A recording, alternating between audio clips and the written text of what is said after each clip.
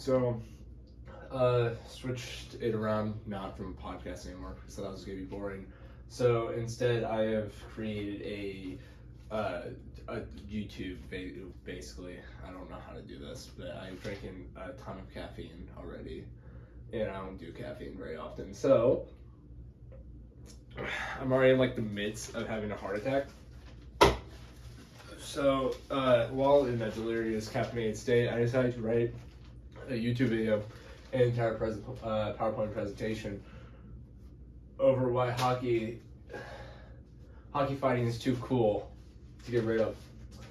And apparently I'm titling this The Caffeinated Questions of a Curiously Uncaffeinated Child Who Doesn't Have Any Roommates and Can Be Basically As Loud As I Want Without That Much Problem.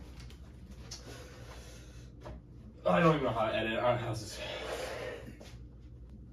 is an awful idea.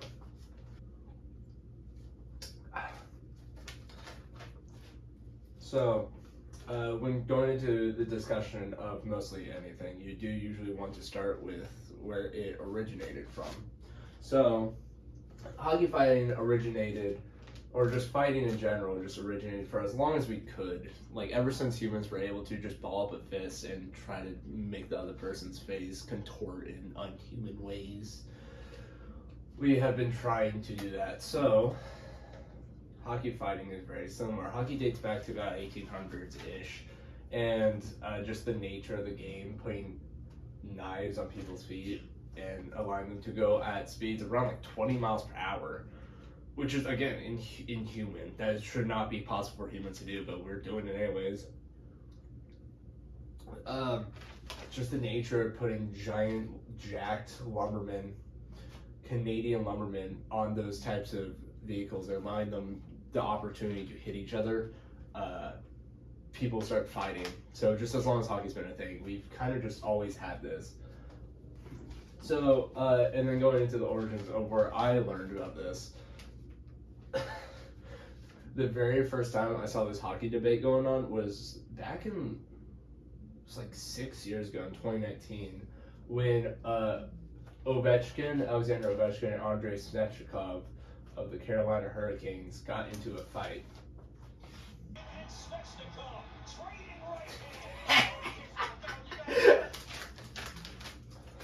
Clap. How am I going to edit this? Figure that out later.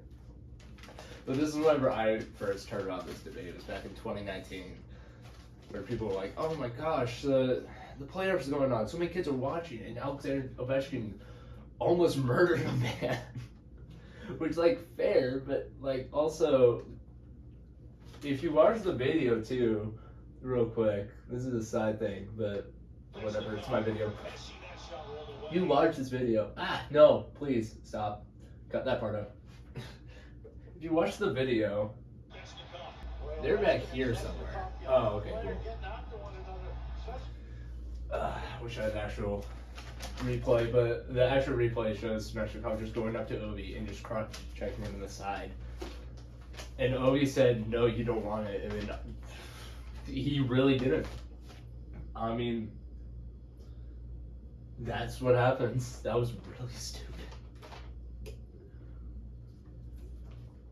But videos like this, and then other videos of players getting hurt from fighting, have caused a lot of discussion on whether or not hockey should even allow fighting to keep it going. So, like, here are some of the more popular cons of fighting within the sport. The first very big one is players' health, is that we just don't want players, like the top star players, getting hurt all the time because they are getting into fights. Another big complaint is that other sports like the NFL don't need fighting to protect their stars. So, like, there's still like fighting in the NFL, but there's not like a rule saying, "Oh yeah, you can do it. We'll just give you a little slap on the wrist." No, in the NFL, if you get into a fight, you're getting suspended for a long time. One of the sources just said that someone could die. Which was like, it just said that, like, for the con, it just said someone could die. Like, yeah. They also have knives attached to their feet. I don't know if the fighting was gonna kill someone first or if it's the knives. Multiple people die from skates already. Not a single person's died from fighting. So, and then also, this is just a personal comment of mine, but like, we got so many less pretty boys in the NFL. Like, you talk to anyone, like, I guess any girl in this generation now thinks that Joe Burrow's the hottest person on the planet, and then every single one of the hockey guys, their front teeth are missing, nose is crooked. That's just a personal grip. I'm not even gay, but like, I still wish we had prettier guys in the NHL, but that's an entire side thing. I'm gonna have so much fun editing this. Let's go over why a lot of the teams do want to go fighting in the first place, because it admittedly seems like a pretty stupid thing. Why would you intentionally get into a fight, risk injury? But it's just the biggest reason that a lot of people do it is that they actually get to the playoffs more. According to the article Blood Money, Incentives for Violence in the NHL by Heiskanen, Duneau, and a lot of other scientists, teams are way more likely to make it to the playoffs if they're the ones initiating the fights. The entire thinking behind this is that it scares players off the pucks. So if you two are going down in the corner and you know their team's willing to fight, you're more likely to let them get the puck, because that's scary.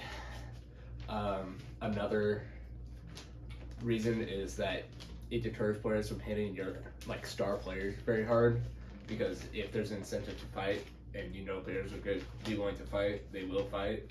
So like if I go and blow up the best player on the other team, I'm most likely going to be in the hospital by the end of the day. So it just deters people from fighting your better players. But that is the biggest reason for fighting in the NHL, is that it has been shown to lead you to more playoff spots, and also just being able to scare the other team from hitting your better players will allow your better players to play at their full capacity without just constantly being scared that there's going to be some other guy about to murder them. It's very scary. Let's switch to a monster.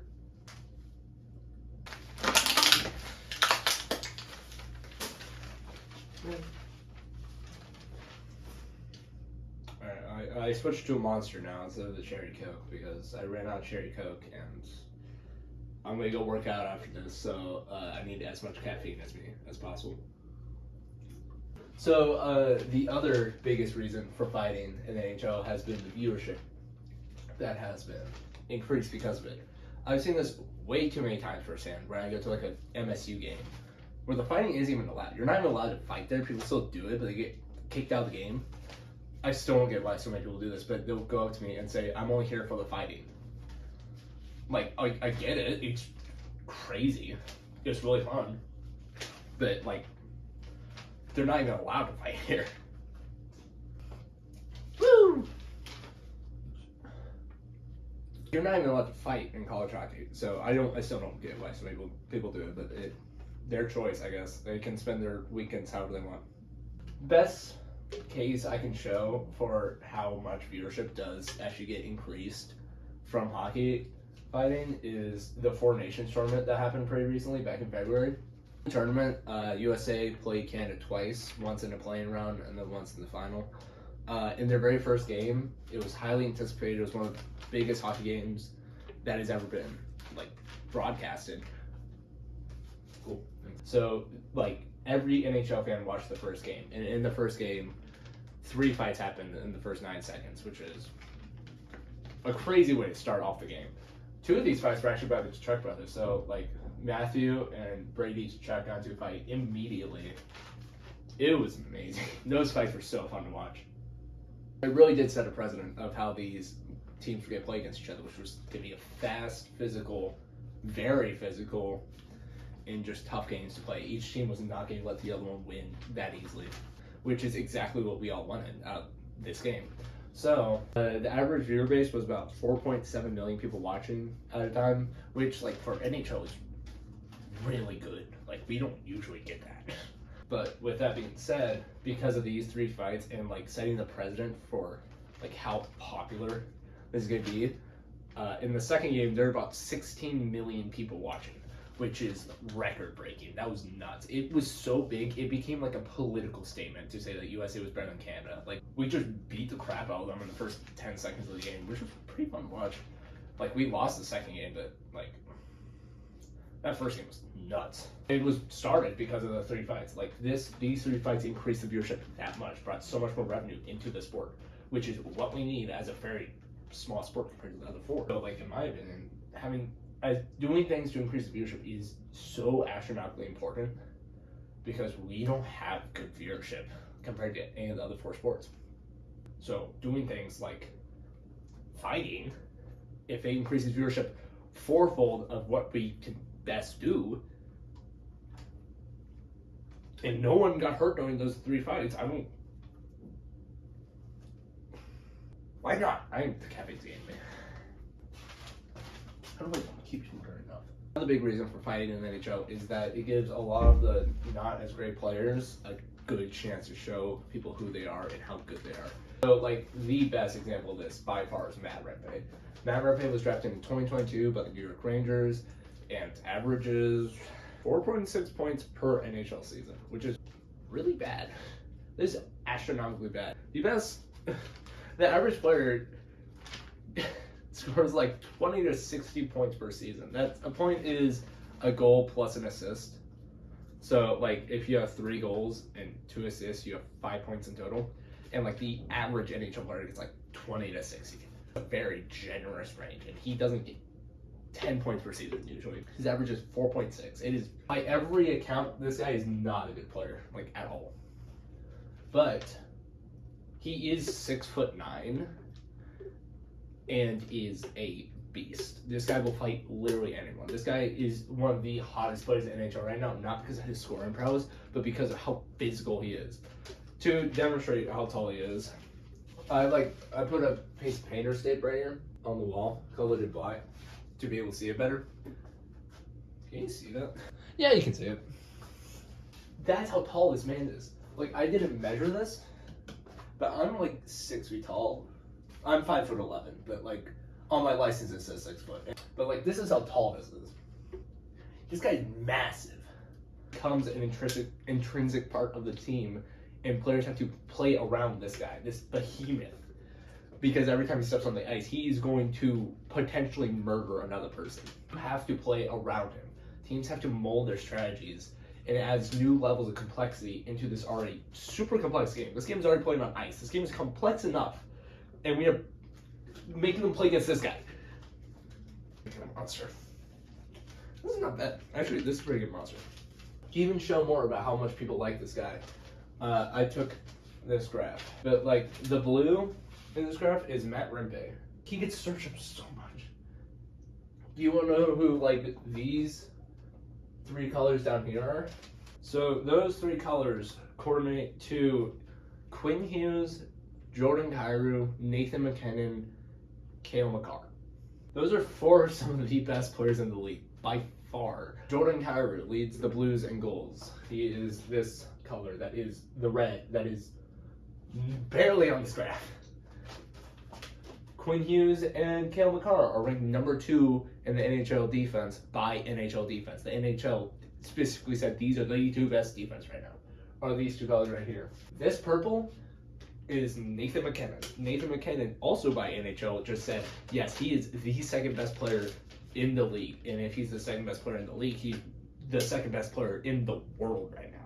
And where is Matt Rempe all the time? Consistently higher. Besides, this was the 4 Nations game. This is the only time they ever had higher search results. Besides that, Matt Rempe consistently gets more search results, and he makes 4.2 points a year. This guy's awful, but they have to play around this. Like, it adds so many different complex strategies into the game. People love seeing this. This is a very popular thing. For the last point of why fighting should stay in the NHL is that it's not even the most dangerous part of the game. By far. It's not even close to being the most dangerous part of the game. The most dangerous point of the game is the hitting that happens. In hitting, you just can't take out of hockey. Like, fighting, you can make an argument to say that, oh, you should ban fighting. Hitting, you legitimately just couldn't take it out because how fast the game is, it would be impossible to take it out on such a high level. In 2010 to the 2011 season, 1,239 fights were in total in the NHL, and 17 of those led to injuries. 5 of those were metacarpal fractures, which I don't even know how that's like a serious injury to mess up the metacarpals in your fist. The metacarpals are the little 5 bones in your hand. And so 5 out of the 17 injuries were because they just punched too hard. It wasn't because of the actual fighting itself. And that's probably because the other players wear helmets while they fight. So you're punching into hard plastic that's meant to absorb damage. Fighting doesn't produce that many injuries in total. Do you know what it does though? Hitting. According to John Smith at MedBridge, 28.6% of injuries are caused by hits like this. And so the most violent fight I think I've ever seen was possibly that Ovechkin-Svechnikov fight. So I'm going to play two videos to even further the point of hockey fighting is not as bad as hitting, by showing a very, very recent example of a player getting rocked, which is Jordan Kyrou, who played a few days ago in Winnipeg. And then the most dangerous hit I've ever seen, which is the Paul Kariya getting hit by Scott Stevens. So like this first clip happened just a few days ago.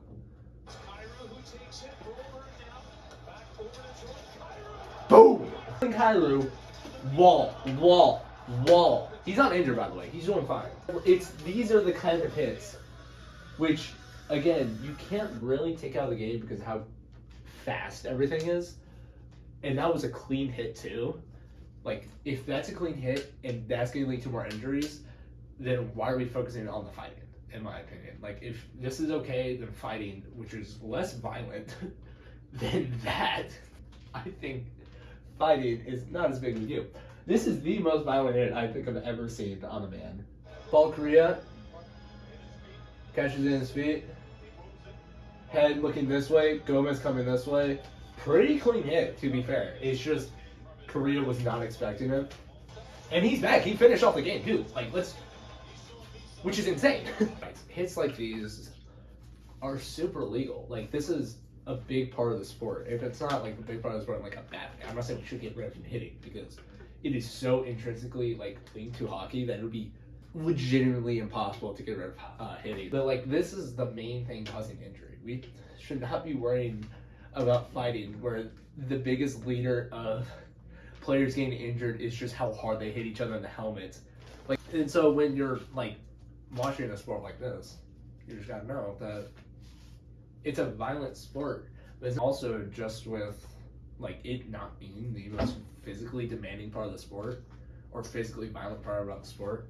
Like, the hits that we saw with Paul Kariya and Jordan Kyrou, I think are way more violent than the Ovechkin knocking out Svechnikov.